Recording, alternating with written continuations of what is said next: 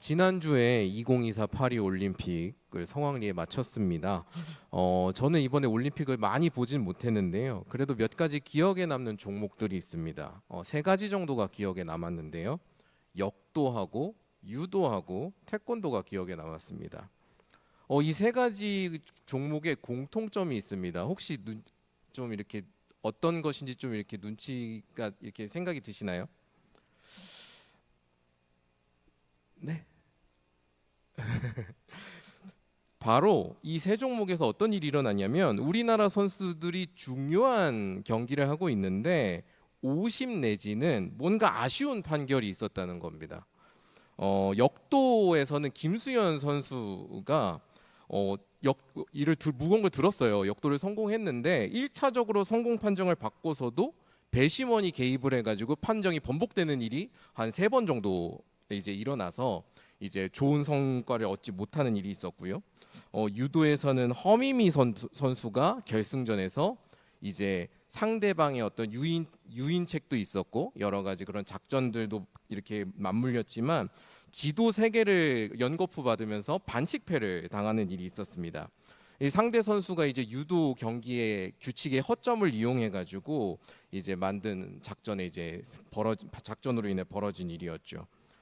태권도에서는 서건우 선수라고 있는데 이 서건우 선수가 16강전에 사실 본인이 이겨야 됨에도 불구하고 심판이 잘못 판정해가지고 승리를 빼앗길 뻔한 일이 있었습니다. 이 코치가 몸을 달려들어서 막는 바람에 이제 그게 다시 제대로 판결이 나는 일이 있었지요.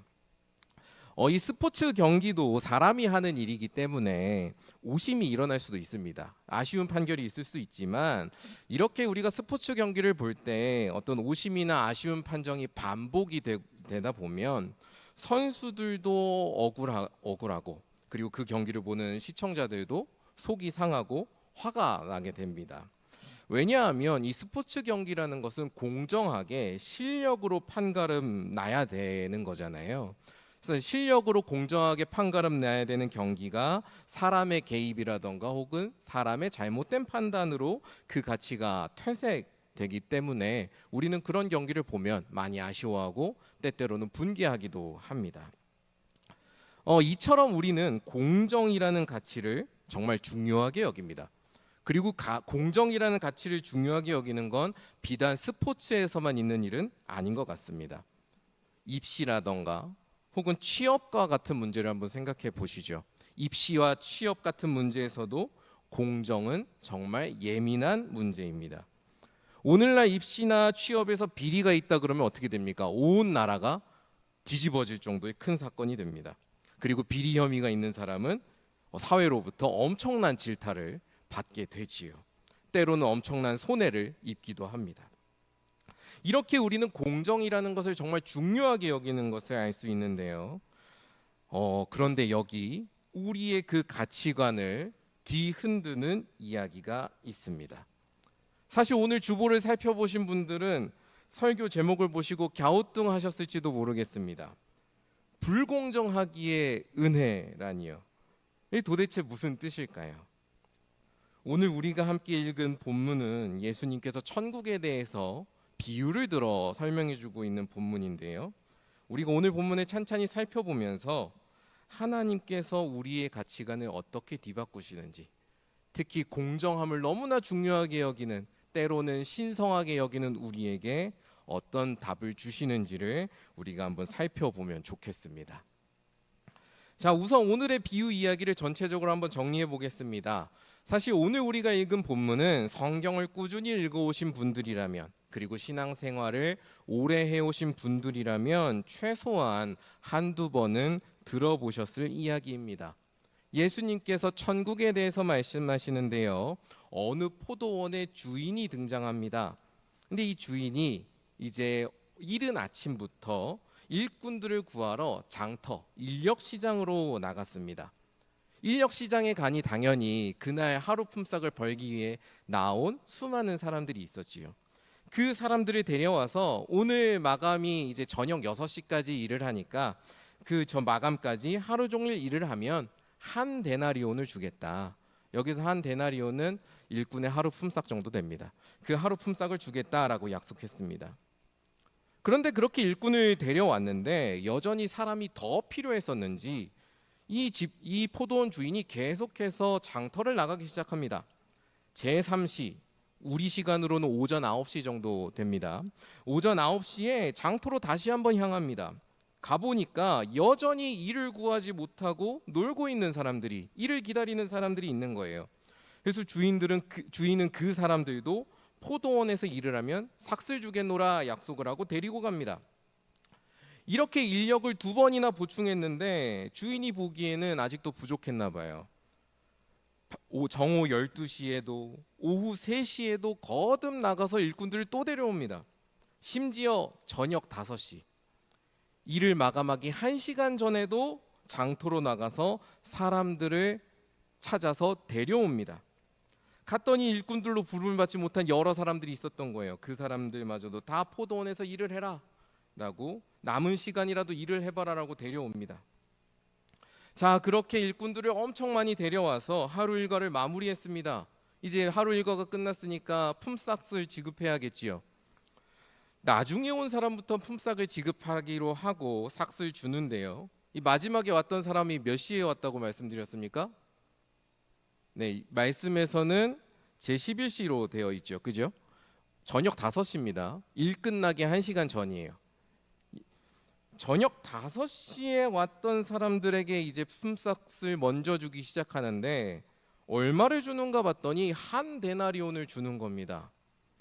그 광경을 본 다른 일꾼들이 설레기 시작합니다. 와, 1시간 일한 사람에게 한 데나리온을 줄 정도니까 더 많이 일한 우리한테 얼마 줄까? 시급이 한 데나리온이니까 10시간 일했으면 10데나리온 주려나? 이렇게 기대를 하고 있었습니다. 당연히 우리가 더 많이 일했으니까 더 많은 삭슬 주겠노라 기대를 했던 것이죠. 그런데 포도원 주인으로부터 품삯을 받은 노동자들의 얼굴이요, 충격으로 일그러지고 불쾌함으로 일그러지기 시작했습니다. 왜냐하면 그들의 손에 쥐어진 것도 느지막이 와서 일한 사람과 동일한 한 데나리온이었기 때문입니다. 일찍부터 와서 일했던 일꾼들, 특히 처음부터 포도원에 와서 오전 6시부터 와서 일했던 일꾼들은 이러한 주인이 너무 불공정해 보였습니다. 이 불공정함을 원망하면서 1시간 일한 사람과 하루 종일 일한 우리를 어떻게 동일하게 대하고 동일한 삭슬 지급할 수 있습니까?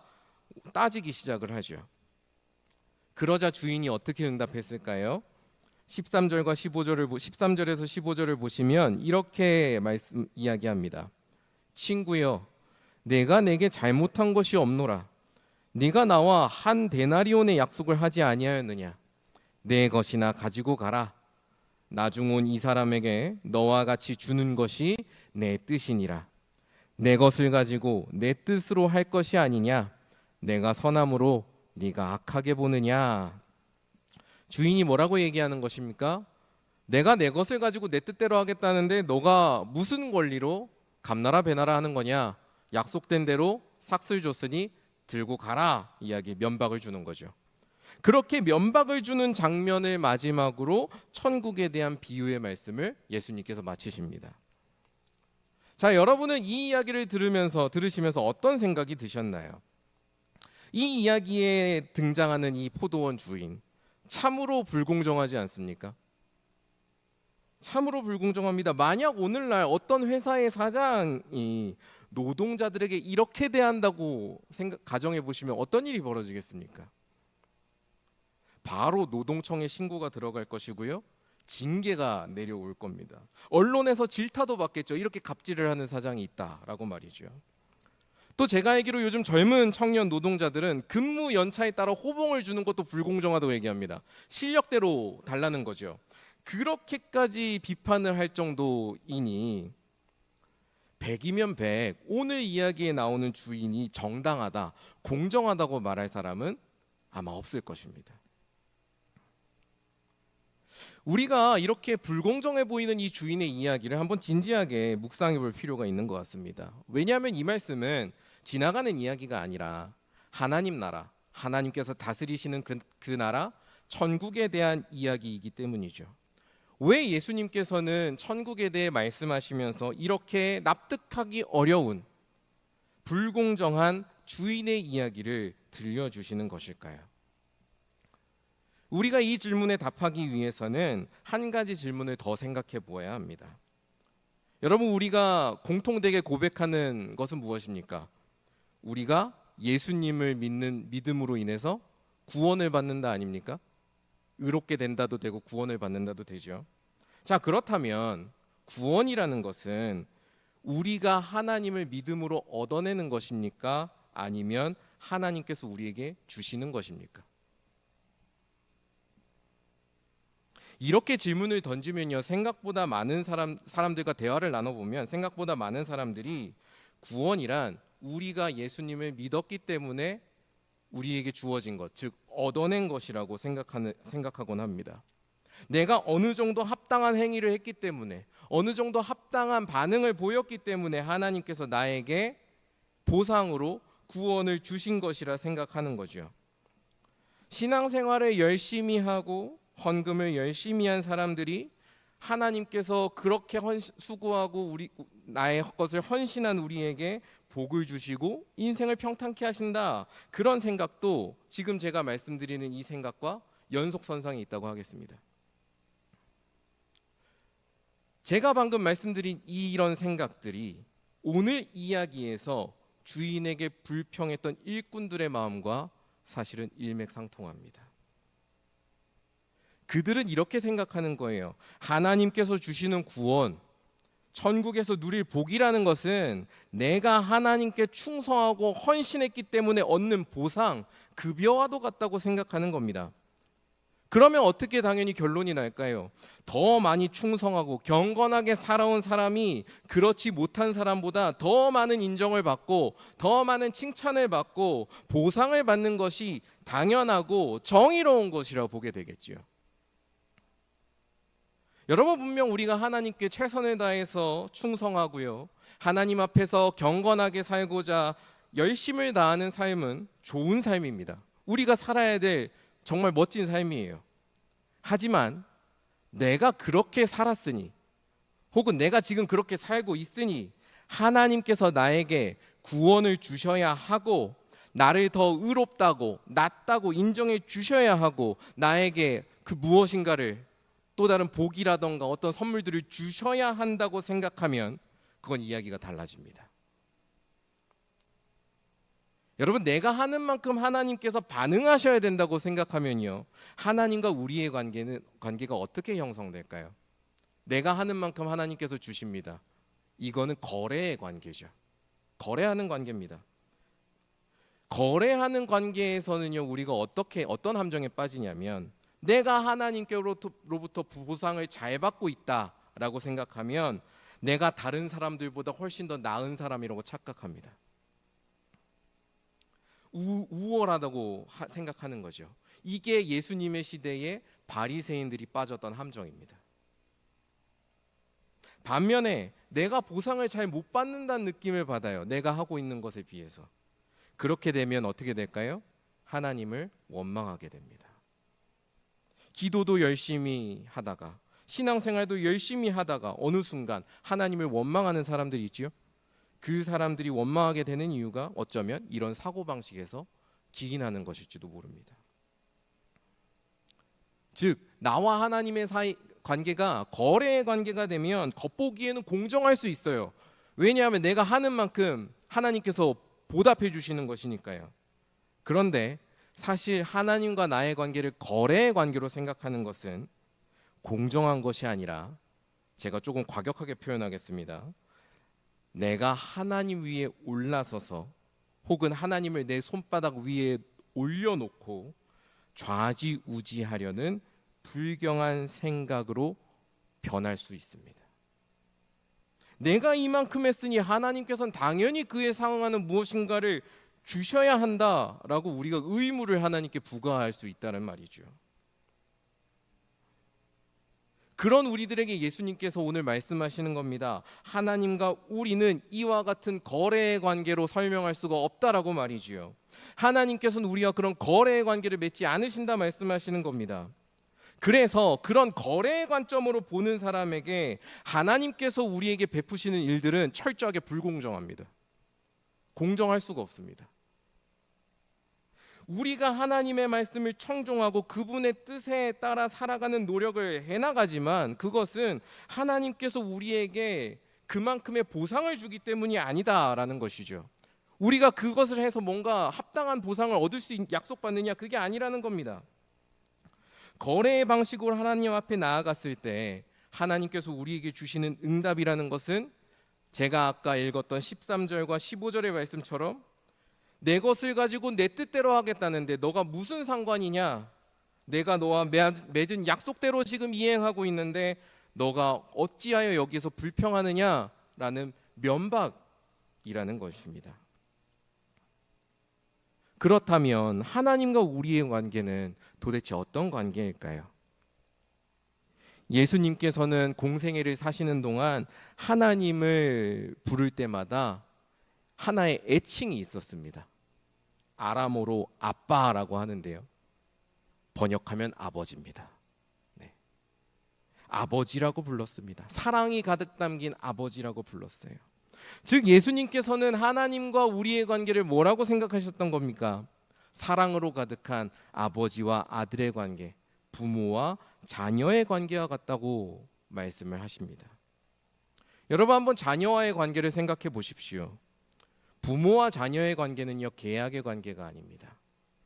계약을 잘 이행하고 내 말을 잘 들으면 자녀의 자격이 생기고, 그렇지 못하면 자녀의 자격이 박탈됩니까? 법적으로는 그럴지 모르겠어요. 친권 소송이나 이런 거 많으니까요. 근데 우리가 관계적으로는 그렇지 않지요. 부모가 자녀를 자녀라고 부르는 데에는 어떤 조건이 없습니다. 자녀라고 부를만 해서 자녀인 것이 아니라요, 우리가 낳았기 때문에 자녀인 것이고요, 부모는요 자녀이기 때문에 어떠한 상황에서도 나의 자녀를 자녀라 부르면서 사랑을 베풉니다. 하나님과 우리의 관계가 이와 같다면, 하나님께서 우리의 아버지가 되어주시고 그렇게 사랑을 베푸시는 분이라면 우리는 천국에 대해서, 우리에게 베풀어 주시는 복에 대해서 다시 생각해야 됩니다. 천국이라는 것은 우리가 하나님을 믿어서 혹은 하나님께 충성을 다해서 얻어내는 전리품이 아닙니다. 오히려 우리가 무엇인가를 하기 이전에, 우리가 무엇인가를 하지 않았음에도 불구하고 우리를 먼저 사랑하셔서 약속해 주시고 베풀어 주시는 선물과도 같습니다. 이처럼 아무런 자격이 없음에도 불구하고 아무런 조건 없이 베풀어 주시기 때문에 우리는 하나님이 하시는 일을 두고 은혜라 말하는 겁니다. 천국은 보상이 아니고 선물이고 거래가 아니라 은혜라는 것을 깨닫게 될 때 우리는 오늘 말씀 가운데 포도원 주인이 새롭게 보이기 시작합니다. 사실 오늘 말씀을 보면 포도원 주인이 반드시 어떤 일을 해야 된다, 얼만큼의 일꾼이 반드시 필요하다, 이런 단서들이 하나도 달려있지 않습니다. 그에게는 일꾼을 고용해야 될 어떤 의무가 없어요.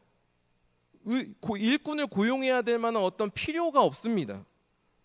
일꾼을 고용해야 될 필요가 있었다고 하기에는 일이 마감하기 1시간 전인 저녁 5시에까지 나아가서 장터에 가서 겨우 1시간 일할 일꾼들을 모집한다는 건 말이 되지 않아요.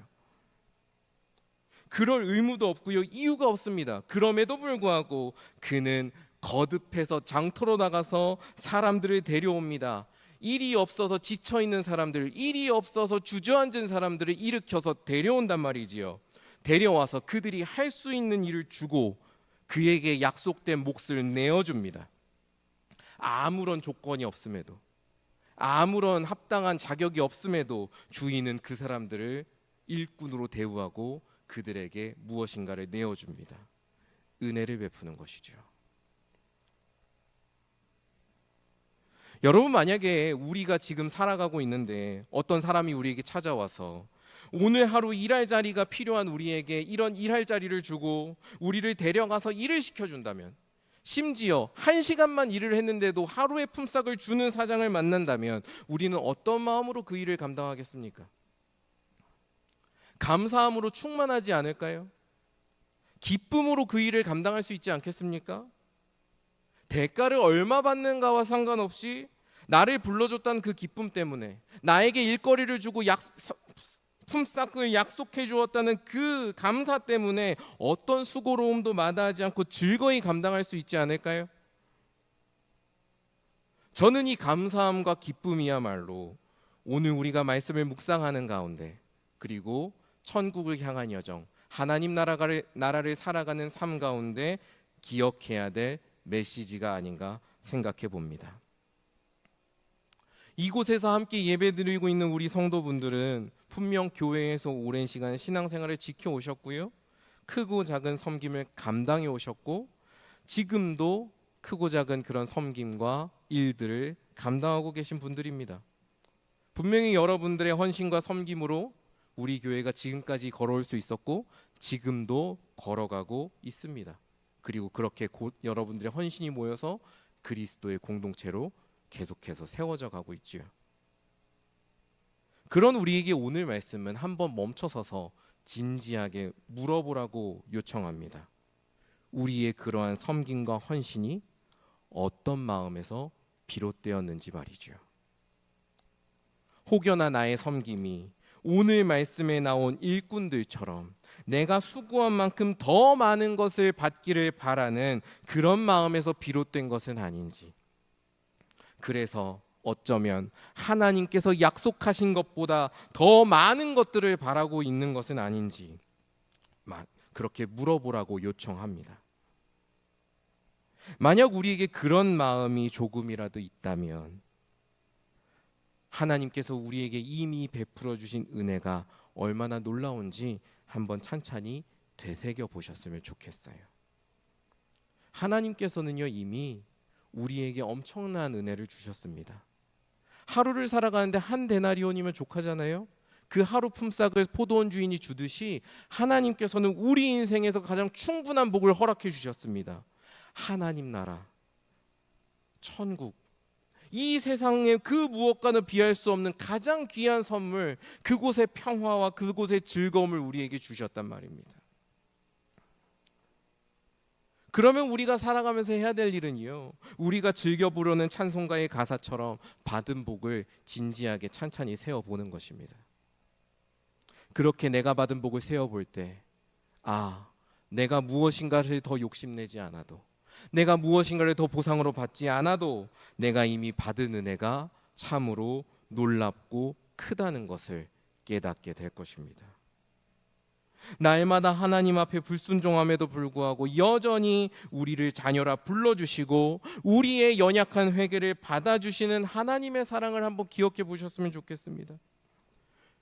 그것을 기억한다면 우리가 지금 살아가는 삶의 모든 걸음들이 사실은 이미 하나님께서 베풀어 주시는 놀라운 선물이라는 것을 우리가 느끼게 될 것입니다. 그렇게 우리가 하나님께서 주신 은혜들을 곱씹으면서 날마다 감사하는 마음을 가지고 우리에게 맡겨주신 소명과 섬김의 자리에 나아가는 사람들이 되어야 하겠습니다. 남은 한 주도 하나님께서 주신 은혜에 감사하면서 거룩하고 선한 삶, 하나님께서 주신 소명에 충성하는 삶을 살아갈 수 있기를 소망합니다. 그런 여러분들의 섬김을 통해서 우리 봉헌교회가 더욱더 주님을 닮아가는 귀한 그리스도의 몸, 주님의 공동체 되기를 주님의 이름으로 간절히 축원합니다. 함께 기도하겠습니다. 하나님 아버지, 이 시간 우리에게 말씀하여 주시는 그 은혜에 감사드립니다.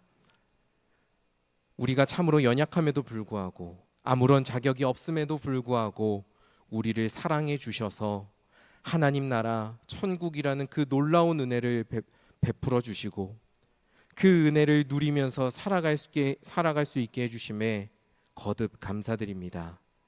이제 주님께서 베풀어 주신 복을 날마다 되새기며 감사의 삶 그리고 감격의 삶을 살아가기를 소망합니다. 우리의 눈을 열어주시고 귀를 열어주시고 마음을 열어주셔서 우리의 삶의 모든 순간들이 하나님께서 함께 하시는 순간이요, 하나님께서 이끌어 주시는 순간이며 하나님께서 베풀어 주신 선물의 순간임을 우리가 깨닫고 고백하며 살게 하여 주옵소서. 남은 한 주간의 삶에 그런 감격과 감사의 마음이 충만하게 소망합니다.